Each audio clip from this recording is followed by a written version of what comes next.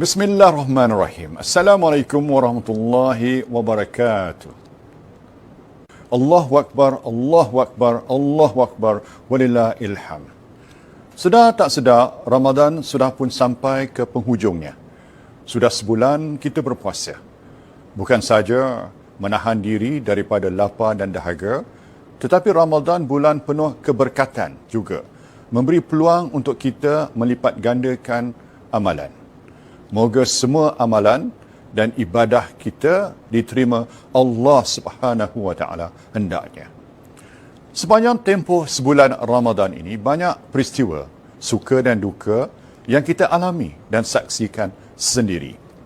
Malangnya dalam bulan yang mulia ini ada juga seorang atau dua yang tanpa rasa bersalah mencemarkan kesucian bulan Ramadan dengan berterusan menyerang dan menabur fitnah. Saya juga tidak terkecuali terkena tempias fitnah pihak-pihak ini. Mereka yang mencipta masalah, saya pula dikait dan dipersalahkan. Masya Allah, moga Allah mengampuni dan membuka hati mereka ini untuk kembali istiqamah, kembali ke ciri-ciri dan kepribadian umat Islam sejati. Sudah lebih 2 bulan juga kita berada dalam Perintah Kawalan Pergerakan ataupun PKP. Alhamdulillah, kita umat Islam akan menyambut ketibaan Hari Raya Aidilfitri. Sambutan raya kali ini sudah tentu berbeza sama sekali dengan raya terdahulu. Saya masih ingat kalau tahun-tahun sebelum ini, saya baca berita waktu begini begitu sesak jalan raya dan lebuh raya, terutama sekali yang balik ke pantai timur, utara maupun selatan tanah air. Ada perjalanan yang kebiasaannya mengambil masa 4-5 jam, tetapi pada malam-malam sebelum 1 Syawal terpaksa menghadap kesesakan selama kira-kira 10 hingga 14 jam, malah ada yang sampai 20 jam. Tahun ini tidak ada lagi. Tidak ada lagi kita kemas barang, buat persiapan dan pandu kereta untuk balik beraya bersama ibu bapa, saudara mara dan kawan-kawan di kampung. Bagi mengawal penularan wabak COVID-19, perjalanan merentas negeri tidak dibenarkan buat masa ini. Saya tahu ramai yang cuba merentas negeri, nak balik ke kampung. Beribu kenderaan telah cuba dan diminta buat U-turn. Tapi dengar sekarang, bukan sahaja diminta buat U-turn, tapi siap kena compound lagi kalau cuba merentas negeri. Awas semua. Tidak mengapalah, kita beraya di rumah masing-masing sahajalah. InsyaAllah pada masa akan datang, mungkin kita berpeluang semula beraya di kampung. Pada masa yang sama, gunakanlah apa-apa kaedah teknologi yang sesuai. Video call, WhatsApp, FaceTime, aplikasi Zoom, bertanya khabar dan salam raya dengan ibu bapa, saudara mara dan kawan-kawan. Pastikan juga semua sihat, sejahtera dan segalanya mencukupi untuk mereka. Bantulah di mana yang perlu. Kenapa saya kata begitu? Saya rumuskan raya tahun ini sebagai sambutan dalam suasana yang muram. Kerana PKP dan COVID-19, ekonomi kita terjejas teruk. Walaupun kini PKP telah dilonggarkan dan syarikat-syarikat boleh kembali beroperasi, namun terus terang saya kata, keadaan pada masa ini dan dalam jangka masa yang panjang nanti tidak begitu baik. Things are not the same anymore and not looking good.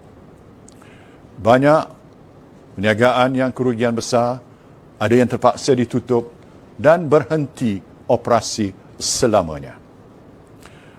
Bagi peniaga kecil, usahawan yang bekerja sendiri juga sudah berapa bulan tidak ada pendapatan. Ramai yang kehilangan kerja dan tidak ada lagi punca pendapatan. Boleh bayangkan macam mana mereka nak menyambut raya tahun ini. Amat menyedihkan apabila kita fikir keadaan mereka semua. Dengan bil-bil yang perlu dibayar, dengan keperluan untuk sara hidup diri dan keluarga, lebih-lebih lagi yang mempunyai anak kecil. Saya tahu mereka bimbang akan masa depan mereka dan keluarga. Ada yang beritahu saya, walaupun sedih dan risau akan masa depan setelah hilang kerja, mereka berterima kasih atas bantuan skim insurans pekerjaan yang saya perkenalkan dahulu. Bantuan yang diterima ini sedikit sebanyak membantu menyara hidup mereka untuk beberapa bulan yang akan datang. Mengikut kelayakan mereka yang terjejas, boleh mendapat allowance sehingga RM10,800. Ada juga yang beritahu saya mereka bersyukur kerana masih ada kerja walaupun dengan gaji sudah dipotong. Ada yang berkurangan sebanyak 40 hingga 50%. Saya difahamkan banyak syarikat sedang membuat penilaian status kewangan dan ramalan perniagaan masing-masing. Berkemungkinan besar akan ada lagi perniagaan yang terpaksa ditutup dan ada lagi proses pengurangan tenaga kerja.